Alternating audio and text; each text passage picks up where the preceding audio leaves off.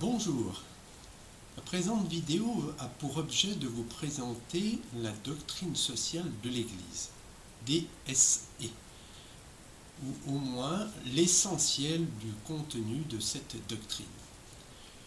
Au cours de cette vidéo, je vous poserai un certain nombre de questions et je vous invite alors, au moins la première fois que vous regarderez cette vidéo, à arrêter celle-ci et puis à essayer de répondre aux questions, d'abord tout seul, éventuellement ensuite avec une aide, comme un dictionnaire ou un livre. Enfin, avant de démarrer, je veux vous dire que cette présentation est faite sur la base d'un livre qui a été publié en 2005 à l'initiative de Jean-Paul II et qui s'appelle Le Compendium de la doctrine sociale de l'Église. Je vais vous montrer ce livre, le voici. Et ce livre est un abrégé, c'est le sens du mot compendium, c'est un abrégé de la doctrine sociale de l'Église qui reprend tous les principaux textes de cette doctrine jusqu'à cette date de 2005. La première question que je veux vous poser est la suivante: qu'est-ce que c'est qu'une doctrine ? Eh bien, une doctrine, c'est un ensemble de principes et de valeurs. Question suivante, qu'est-ce que c'est qu'un principe ? Un principe, c'est une sorte de règle qui s'applique dans un domaine donné, qui peut être le domaine social, économique, un domaine scientifique. Question suivante, est-ce que vous pouvez me citer des exemples de principes et puis des exemples de doctrines? Un principe dont nous avons entendu parler ces dernières années s'appelle le principe de précaution. Un autre principe s'appelle le principe de Péter. Un autre principe s'appelle le principe d'Archimède. Lui, il est valable dans le domaine scientifique. Des exemples de doctrines, eh bien, je peux vous en citer au moins deux. La première doctrine dont vous avez tous entendu parler, c'est le socialisme. Le socialisme est une doctrine qui est basée sur un seul principe. Ce principe condamne la propriété privée des moyens de production et d'échange. Autrement dit, le socialisme condamne un système fondé sur la propriété privée des moyens de production et d'échange qui s'appelle le capitalisme. Et par opposition, le socialisme prône un système opposé au capitalisme, système fondé sur la propriété collective des moyens de production et d'échange, et ce système s'appelle le collectivisme. Une autre doctrine connue, moins connue, mais connue quand même, s'appelle le libéralisme. Le libéralisme est également fondé sur un seul principe, celui qui condamne l'intervention de l'État dans la vie économique et sociale, dans la mesure où cette intervention entrave le libre jeu de la concurrence.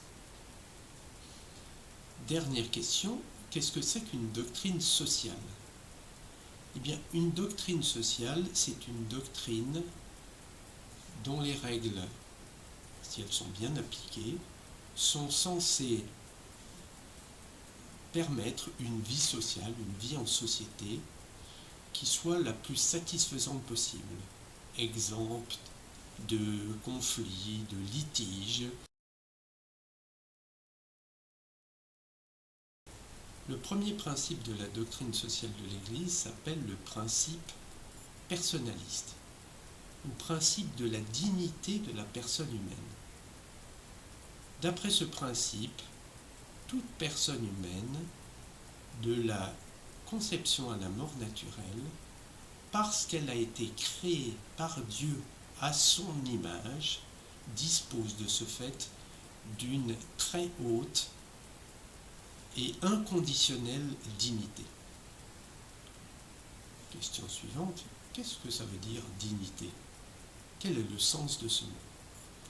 Eh bien, d'après le dictionnaire Larousse, la dignité d'un être, c'est le respect qui est dû à cet être. Donc la DSE, Doctrine sociale de l'Église, prône un très grand respect vis-à-vis de toute personne humaine. Qu'est-ce que ça veut dire concrètement que respecter une personne humaine? Eh bien, ça veut dire respecter ses droits naturels.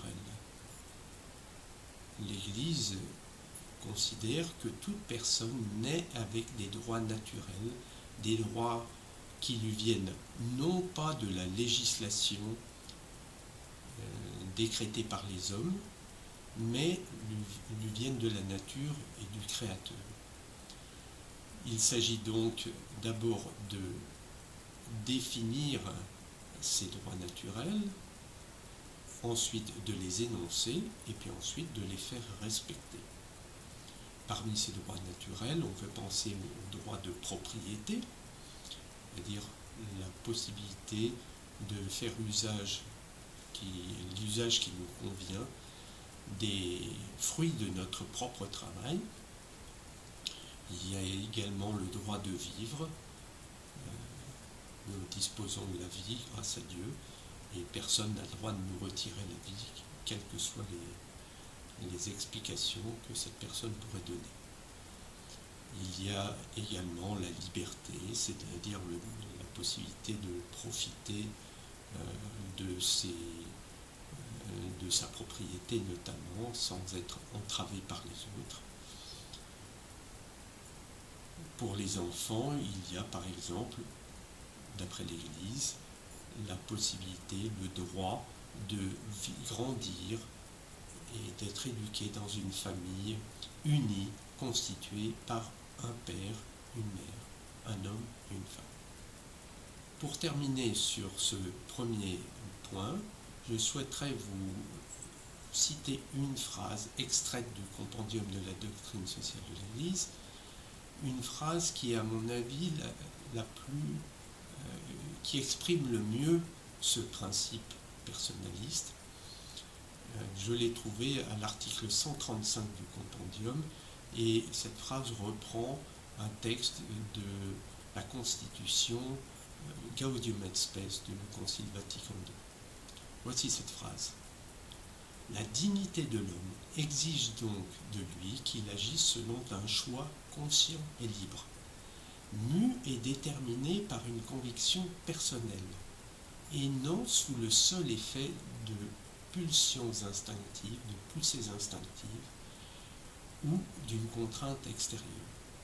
Je répète cette phrase, la dignité de l'homme exige donc de lui qu'il agisse selon un choix conscient et libre, mu et déterminé par une conviction personnelle, et non sous le seul effet de poussées instinctives ou d'une contrainte extérieure. Je vous invite à retenir, à prendre par cœur cette phrase. Le deuxième principe est le principe du bien commun. Il est défini dans le compendium au chapitre 4 à partir de l'article 164, alors que le premier principe personnaliste est défini lui au chapitre 3 du compendium. Qu'est-ce que c'est que le bien commun? Il y a plusieurs papes l'ont défini, et celui dont je vais vous donner la définition est le pape Jean XXIII, qui a dit que le bien commun, c'était l'ensemble des conditions sociales qui permettent tant au groupe qu'à chacun de leurs membres d'atteindre leur perfection d'une façon plus totale et plus aisée. Quel est le principe maintenant du bien commun? Eh bien, ce principe, c'est qu'il existe justement un bien commun à toute l'humanité, des conditions sociales qui permettent à toute l'humanité d'atteindre sa perfection d'une façon plus totale et plus aisée. Alors, vous le comprenez, ce principe s'oppose par exemple à des thèses qui mettent en opposition des catégories de population, par exemple, s'opposent à la lutte des classes, qui considèrent que la classe ouvrière et la classe capitaliste sont forcément adversaires. J'ajoute un point de vue tout à fait personnel que vous ne retrouverez pas dans, sauf erreur de ma part, dans des textes de l'Église, qui est que le bien est forcément commun.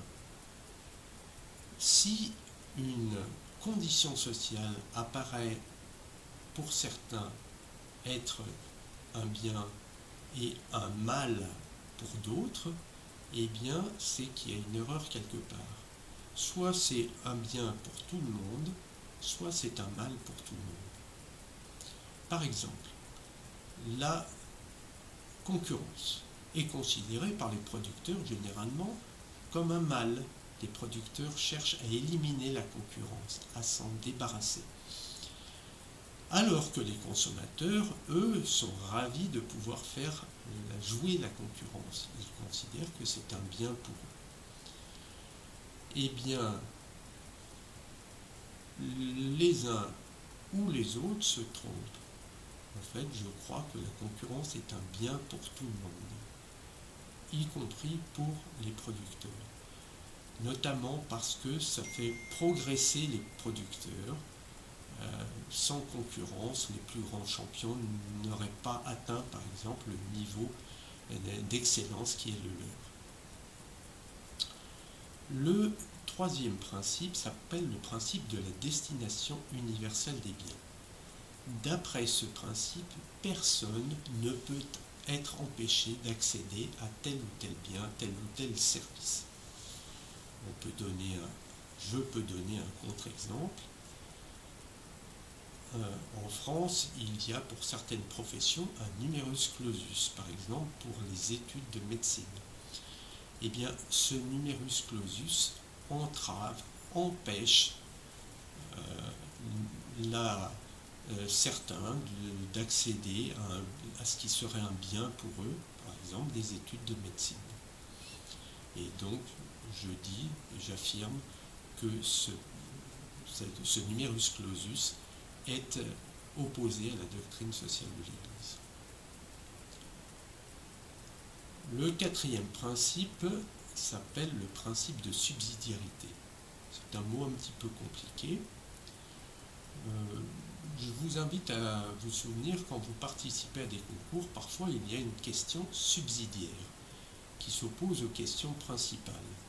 Effectivement, subsidiaire, ça veut dire secondaire, ça veut dire de réserve. Et ça vient d'un mot latin, subsidium, qui voulait dire réserve. Et ça désignait notamment des troupes de réserve qui n'aidaient les troupes principales, les troupes romaines principales, que dans certaines circonstances, quand il y en avait vraiment besoin. Eh bien, ce principe de subsidiarité dit que toute personne ou tout groupe de petite taille n'a pas à être suppléé par des groupes de niveau supérieur, sauf à ce qu'il le demande, sauf à ce que lui, l'individu ou le groupe de niveau inférieur, sollicite l'appui d'un groupe de taille supérieure. Voici l'énoncé de ce principe de subsidiarité. De même qu'on ne peut enlever aux particuliers, pour les transférer à la communauté, les attributions dont ils sont capables de s'acquitter de leur seule initiative et par leurs propres moyens, ainsi ce serait commettre une injustice, en même temps que troubler de manière très dommageable l'ordre social, que de retirer au groupement d'ordre inférieur pour les confier à une collectivité plus vaste et d'un rang plus élevé, les fonctions qu'ils sont en mesure de remplir eux-mêmes. Cette phrase est un peu longue, je vous le concède, mais je vous invite là aussi à la retenir par cœur, parce qu'elle me semble fondamentale. Et à titre d'exemple, on peut voir ce qui se passe en termes d'emploi en France, où l'État empêche les entreprises et les salariés individuels de négocier librement entre eux un contrat de travail.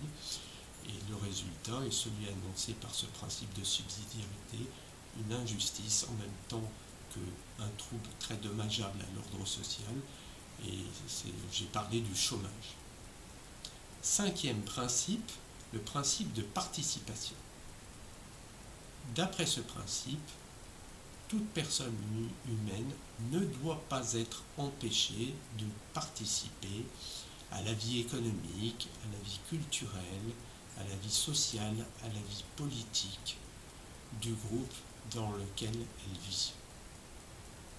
Sixième et dernier principe, le principe de solidarité, qui dit que une certaine forme de solidarité doit exister entre les hommes pour que la vie sociale soit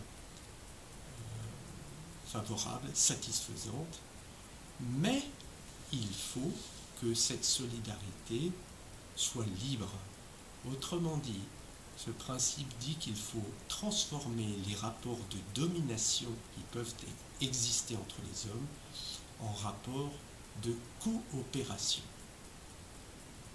Voilà, c'est à cette condition seulement que la solidarité peut être une véritable solidarité. Les 4 valeurs de la doctrine sociale de l'Église sont dans l'ordre la vérité, la liberté, la justice et la charité. Un mot sur ces 2 derniers principes. La justice, ce n'est pas la justice des hommes, c'est-à-dire le respect des lois édictées par les hommes, c'est le fait d'être ajusté au projet de Dieu, au projet d'amour et de bonheur de Dieu. Autrement dit, de respecter toute personne humaine, d'aimer toute personne humaine et de respecter ses droits naturels. Et enfin, un point qui me paraît très important, qui a été développé par Benoît XVI dans l'encyclique Caritas in Veritate, la justice passe avant la charité. Qu'est-ce que cela veut dire? Ça veut dire qu'avant d'être charitable, c'est-à-dire de vouloir donner à l'autre ce qui m'appartient, il faut que je sois juste avec lui, c'est-à-dire que je lui laisse, je lui donne ce qui lui revient de droit. À titre d'exemple, l'État en France dit qu'il est très charitable avec certaines populations, notamment en accordant des droits particuliers, des subventions, des allocations diverses pour aider les plus faibles, mais auparavant, l'État n'a pas respecté les droits fondamentaux de ces personnes les plus faibles, leur liberté de contracter, par exemple, avec n'importe quel employeur, ou leur propriété en leur prélèvement autoritairement un certain nombre de sommes. Voilà, merci de votre attention et à bientôt pour une prochaine vidéo. Au revoir.